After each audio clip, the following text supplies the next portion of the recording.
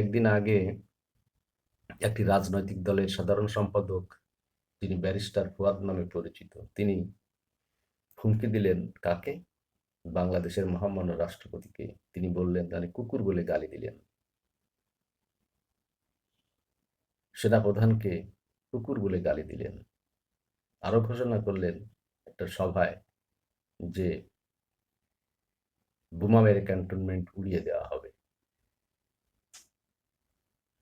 তাহলে সাধারণ জয় বাংলা স্লোগান দিলে তাদেরকে ধরে নিয়ে বিভিন্ন হত্যা মামলা, রাষ্ট্রদ্রোহ মামলায় আসামি করা হবে। আর এই ব্যারিস্টারকে, এই রাজনৈতিক নেতাকে কি করা উচিত তা আপনারাই বলতে পারেন। কারণ তাকে এখনো কিছু করা হয়েছে বলে অফিসিয়ালি আমরা জানি না, এদেশের মানুষ জানে না। তাহলে বাংলাদেশের সার্বিক অবস্থাটা কি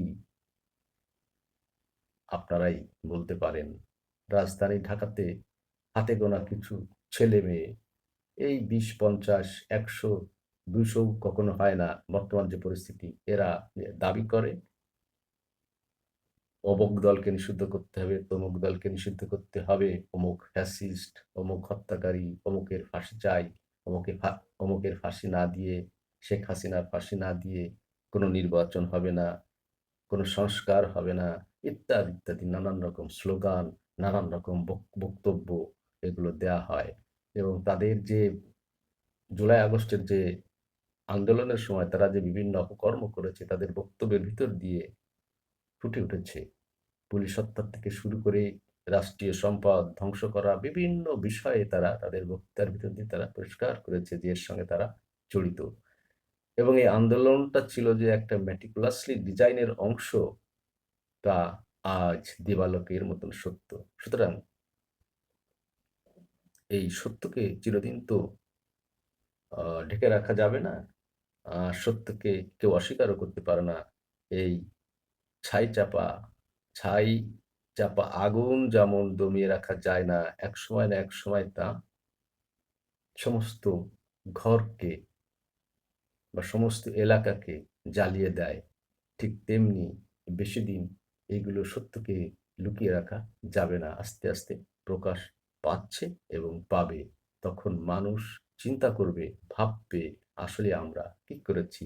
ছেলেমেয়েরা যাদেরকে প্রতারণার ফাঁদে ফেলে যাদেরকে আন্দোলনে ডাকা হয়েছিল, তারা তাদের বুঝ হতে শুরু করেছে, তারা বুঝতে শুরু করেছে যে এই আন্দোলন আমরা যে জন্য করেছিলাম, সেই আন্দোলন এর ফসল আজকে একটি বিশেষ চক্র ঘরে নিয়ে যাচ্ছে। সেই আন্দোলন এই আন্দোলন ছিল না, এই আমাদের বক্তব্য ছিল না। আমরা যা চেয়েছিলাম, আমাদের দাবিগুলো, সেই দাবিগুলো রাষ্ট্র ক্ষমতাও ছিল না, মন্ত্রিত্বও ছিল না, সুপারিশে কাউকে চাকরি দেওয়াও ছিল না। আমরা যা চেয়েছিলাম তা আজকে ধূলিসাৎ হতে চলেছে। একটা বিশেষ চক্র সেই জায়গা দখল করে বসে আছে তাদের ব্যক্তি স্বার্থ চরিতার্থ করবার জন্য। যারা হোস্টেলের পাতলা ডাল খেয়ে রিক্সায় না চড়তে পেরে হেঁটে তারা যাতায়াত করতো, আজকে তারা কোটি কোটি টাকার মালিক, শত শত কোটি টাকার মালিক। তারা 40 লক্ষ, 50 লক্ষ, 1 কোটি টাকা দামের গাড়ি ব্যবহার করে।